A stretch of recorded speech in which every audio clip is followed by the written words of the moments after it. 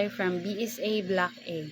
Today I will be going to share my thoughts about spiritual aspect of the self and the digital aspect of the self.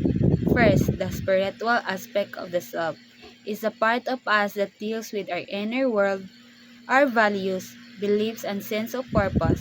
It's not just about religion, it's about what gives our life meaning and how we connect to something bigger than ourselves.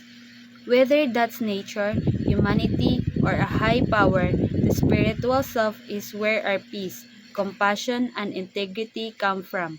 It's the quiet voice inside that guides us to do what feels right, even when no one is watching.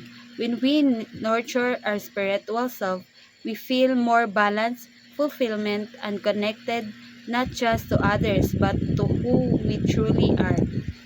On the other hand, the digital aspect of the self is how we access and express ourselves in the online world.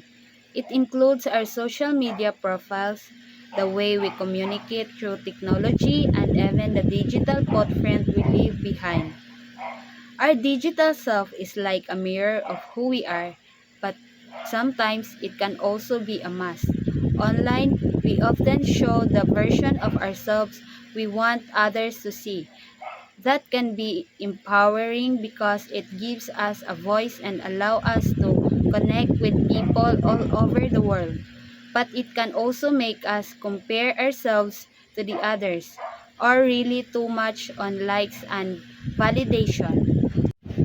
I think finding balance between these two aspects, spiritual and digital, is really important. The spiritual self helps us stay grounded and true to our values, while the digital self helps us share, learn, and grow in a connected world.